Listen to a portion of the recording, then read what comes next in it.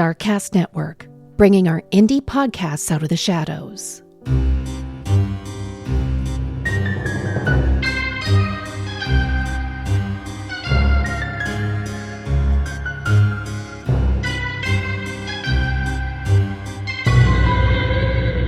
Well, hello there. I'm Regina King, the Evil Queen. And I'm Lynn Roskamp, the Docent of Darkness, and we're the hosts of Disturbing Interests. Do you get excited about mummies, decorate in skulls, obsess over the loss of the Library of Alexandria, even though it was lost in a different age? Do you kill the conversation with your in-depth serial killer knowledge, facts about items made out of human skin, or have a strange longing to know the softer side of Mothman? Have you spent an objectively disproportionate amount of time studying the life of H.H. Holmes? Oh, I wouldn't know anybody like that. No, certainly not. Well, I mean, we did call our podcast Disturbing Interest for a reason. That's right, we've got them, and we are doing you the favor of keeping the questions like, at what temperature does it take to destroy a cadaver out of your browsing history? Well, we hope. Because with us, you might be disturbed. But you're not alone. You can find us on any podcasting platform under Disturbing Interest, or check us out online at disturbinginterest.com.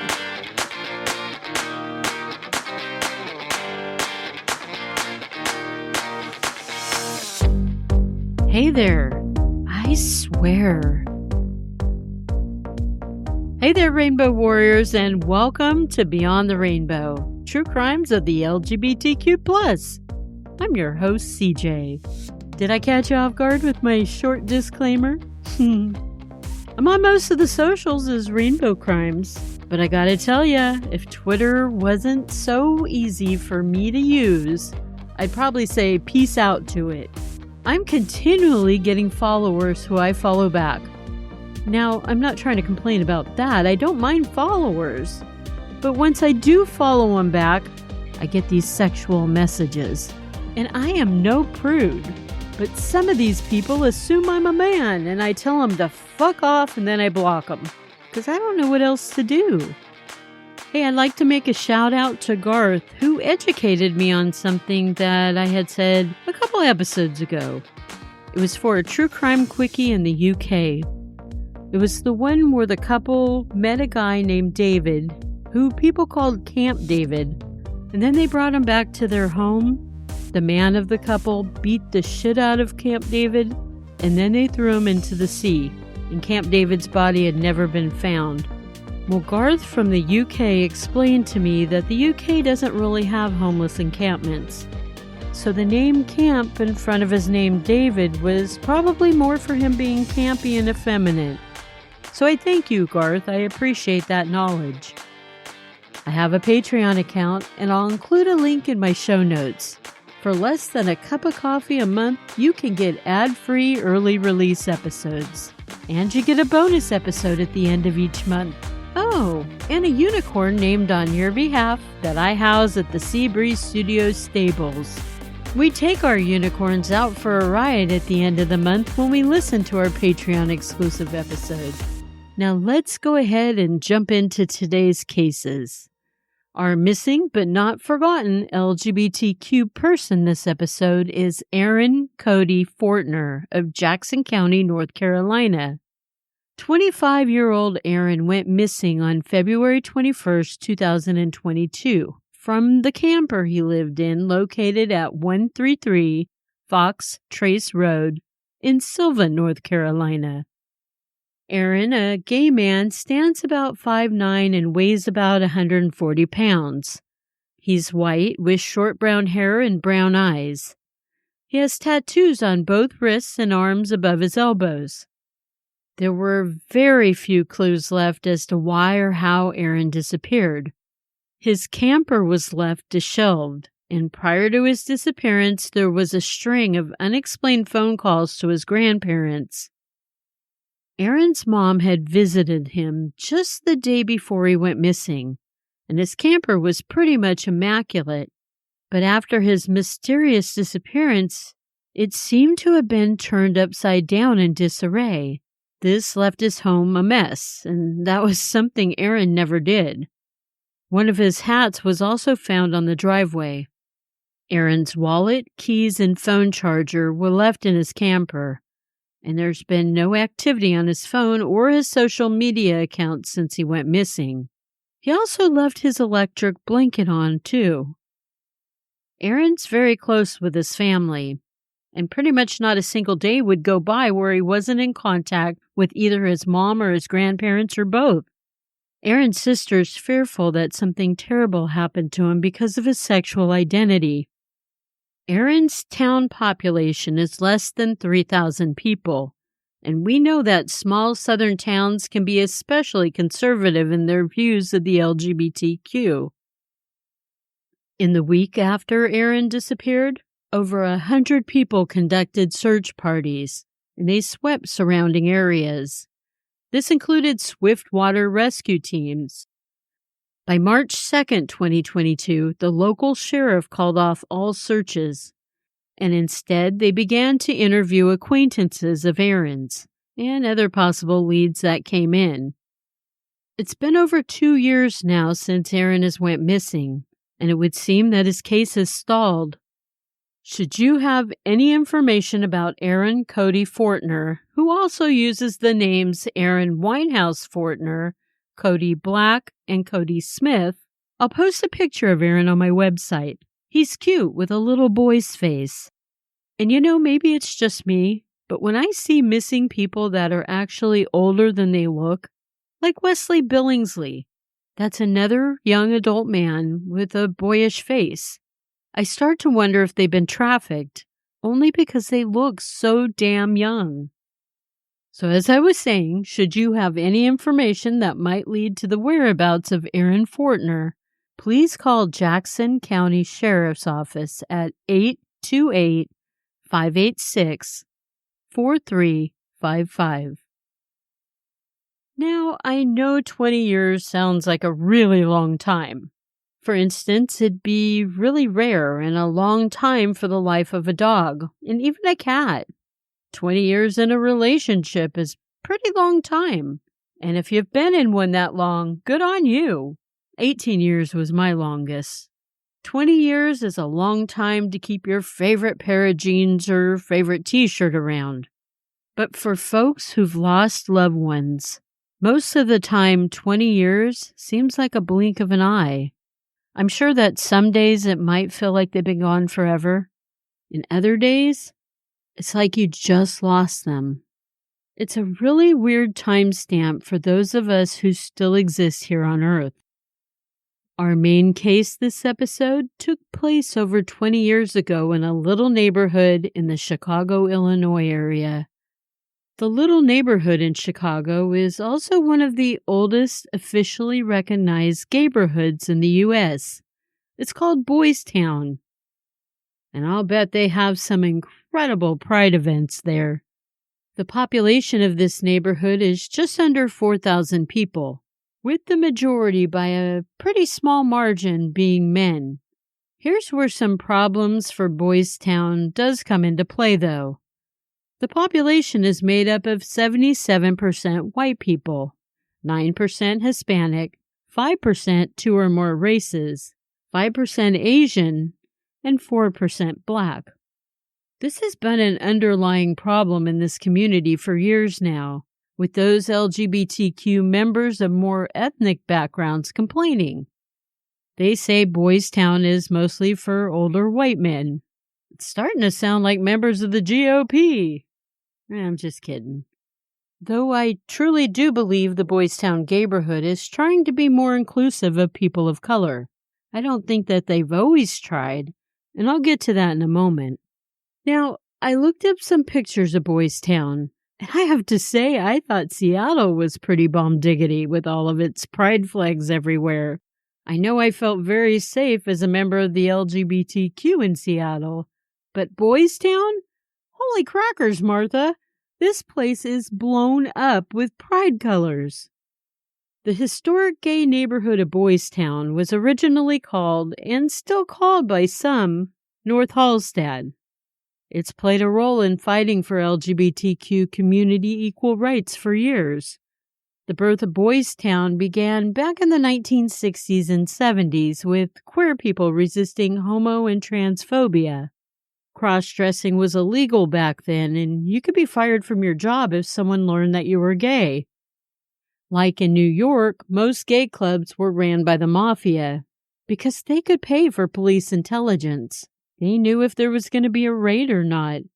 But by the time the Stonewall riots happened in 1969 New York, the LGBTQ in Boystown took note, and they also began to fight police raids and the phobias.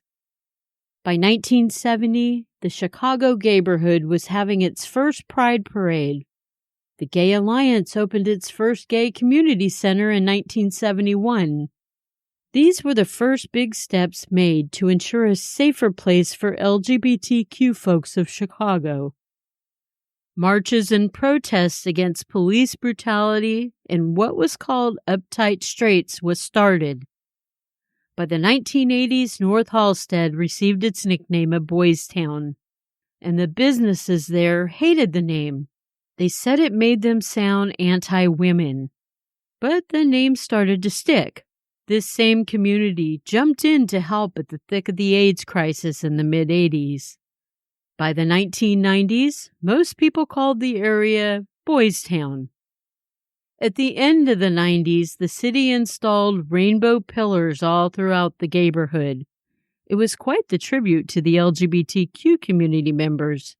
Because honestly, these members didn't all live in Boystown. They were scattered all over Chicago. And by the early 2000s, some of the gay bars required 2 forms of identification for a person of color to enter. And that's partly what I meant about Boystown not always being very inclusive to people of color. In 2011, a campaign called Take Back Boystown was held due to apparently some young queer people of color causing mayhem, and they were committing violent crimes. Lesbians also felt the cold shoulder of Boystown when their lesbian clubs started to be shut down. But honestly, that to me is just a sign of the times. I don't think there's hardly any strictly lesbian clubs or bars anywhere anymore. Maybe a couple in the U.S., but I think we're kind of hard-pressed to find any anymore. And I think a large part of that is due to dating apps. Now, don't get me wrong, but bars are a great place to meet drunk people while being intoxicated yourself and not making very good decisions. But for long-term relationships, apps are probably a better way to go. Anyhow, Boystown does sound like a pretty cool place to me, even amidst its fair share of problems.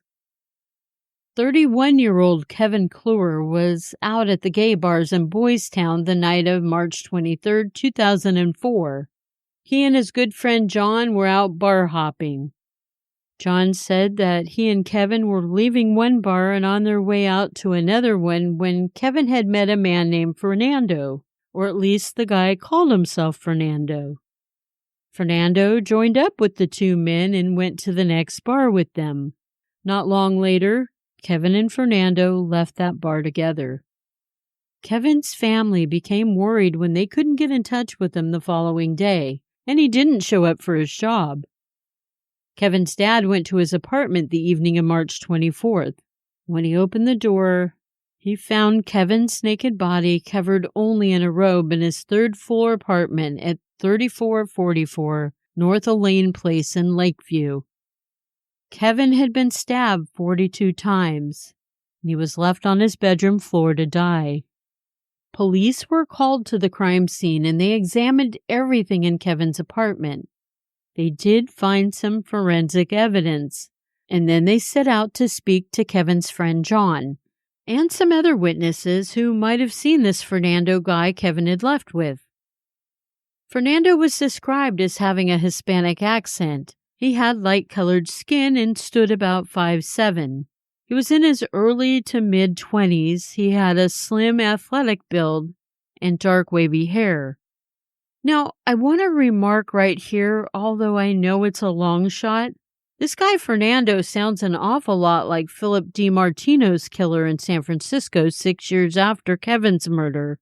Same type of physical description, Hispanic accent, and the same method of killing with an excessive amount of stab wounds. Phillip had 48 and Kevin had at least 42. It truly couldn't hurt to run some DNA comparisons from the evidence found at Kevin's crime scene against the evidence found at Phillip's crime scene. I'm just saying. Some of the witnesses who also spoke to Fernando that night said he could be from Spain or Portugal, thinking that his accent sounded almost European. With the physical descriptions of Kevin's potential killer from witnesses, a composite sketch was drawn up. Then hundreds of flyers with Fernando's sketch were made, and they were handed out by Kevin's family, including at a pride parade. Unfortunately, this guy was never able to be tracked down. The LGBTQ community was starting to worry because a couple of other gay men had been murdered not long after Kevin. They started to believe a serial killer of gay men could be at large.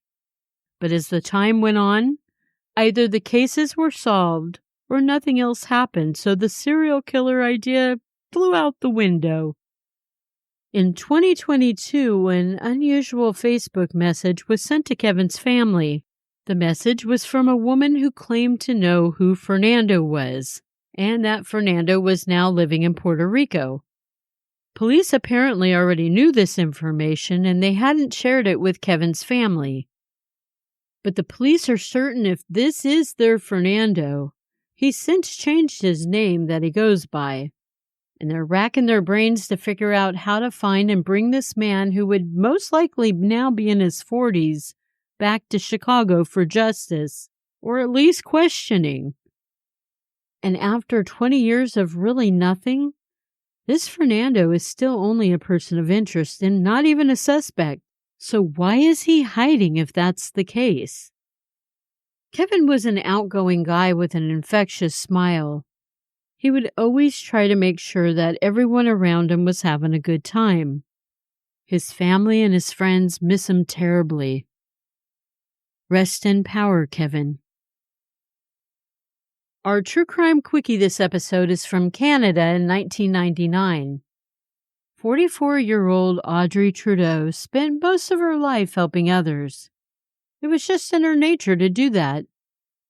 Her career choice was that of a physiotherapist in a hospital in Calgary, Alberta.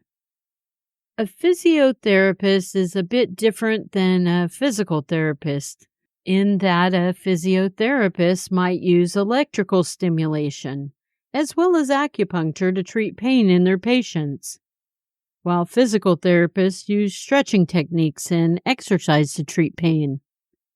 Audrey was the kind of woman who had many friends. One of her friends was a 39-year-old lesbian named Deborah Point. Deborah always seemed to be down on her luck financially. Much of her money problems stemmed from a gambling addiction she had. Knowing that her friend Deborah needed somewhere to stay, Audrey invited Deborah to come live with her in her condo. Deborah happily accepted the invitation. In February 1999, Audrey had plans to put her condo up for sale. She was accepting a new job in Ontario, and it started in March. She was excited about going to this new job because it was in closer proximity to her family. Now, mind you, Deborah would again be without a place to stay. Audrey Trudeau went missing on February 25th of 1999. 5 months later, on July 21st, 1999, dismembered body parts of Audrey were found by teenagers who were cleaning out a garage. The body parts were boxed up, triple wrapped in plastic garbage bags, and they had mothballs scattered in the boxes to mask the odor of decomposition. They were also tightly sealed with duct tape. One box held Audrey's head and torso, another her limbs, and yet another box had her bloodied comforter. The boxes were in a garage on 33rd Avenue Southwest in Calgary. The garage belonged to another of Deborah Point's friends. The coroner determined that Audrey had been stabbed 15 times in the back of her head, and they also believed it was an axe-type weapon, maybe a pickaxe or some type of hatchet. But nobody can be sure because the murder weapon has never been found. The day after Audrey's body parts were discovered, Deborah Point was arrested. It would seem when Audrey was still alive, Deborah had spent months stealing cash and forging Audrey's name on checks that belonged to Audrey. The theory behind Audrey's death is that she found out what Deborah was doing, and she realized that Deborah had been taking full advantage of her kindness to help Deborah out. Audrey then confronted her roommate, and she might have even told Deborah that she only had till the end of February to pack up her shit and get the hell out. It was something that did not go well, obviously. I kind of feel that Deborah attacked Audrey after the confrontation when Audrey was asleep, and that's why her comforter was so blood-soaked. And although I could be wrong about this, it could have been used to roll Audrey's body up until another plan to get rid of her body could crop up.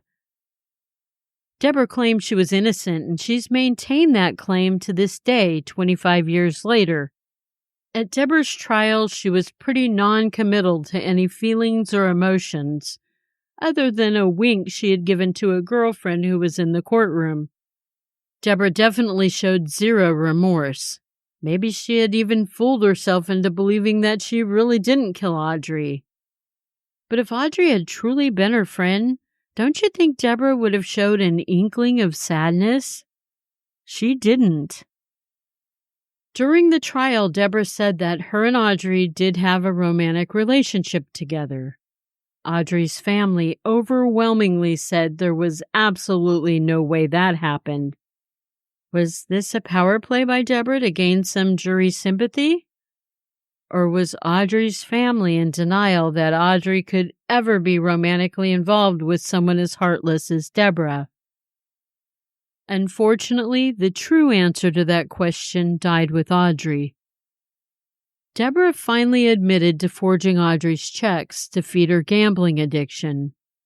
But that was all she would admit to, and she only admitted to it because a handwriting expert testified that the checks were forged by someone other than Audrey, and because Deborah's bank tellers recognized Deborah as a regular customer. She was someone who had brought in at least 6 of the 11 checks that were written out to Deborah Point. In 2000, Deborah was convicted for the second-degree murder of Audrey Trudeau. She was sentenced to life with a minimum of serving 20 years without the possibility of parole. As her prison sentence years went on, Deborah continued to file appeals to have her sentence dropped and junctions to have her parole moved up. Her defense attorney claimed that she had been an exemplary prisoner, and she didn't ever get in trouble once in prison. Was she want a brownie button?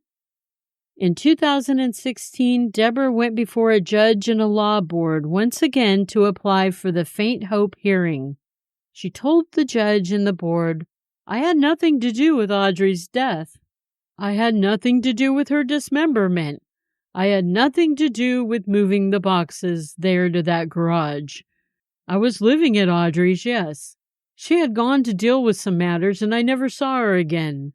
But I had nothing to do with Audrey's remains getting into that garage." And while Deborah might believe her own lies, the judge and the board, they knew better, and Deborah's appeals were denied. And I'm glad, too, because I highly doubt it was a coincidence that Audrey's remains were put into a garage belonging to one of Deborah Point's friends. Deborah has now been out on parole since 2021. She also has a new girlfriend, someone she met in prison, I guess. Rest in power, Audrey. Hey, if you can make it to Denver July 12th through the 14th, I'd sure love to see you there at the True Crime Paranormal Festival. I've already reserved my booth. I just need to book a place to stay. Other Dark Cast shows will be there too, like Autumn's Oddities, Murder and Mimosas, Weird True Crime, Missing Magnolias, and True Crime Connections. I hope to talk some of our other shows into signing up as well. The festival is an absolute blast. It's so fun to talk to listeners and other podcast creators. So if you can make it, I'd love to meet you and we'll chit-chat. I'll leave a link in the show notes. I love you, Rainbow Warriors. You matter. And remember, it's not a crime to live your truth. Unless you're a murderer.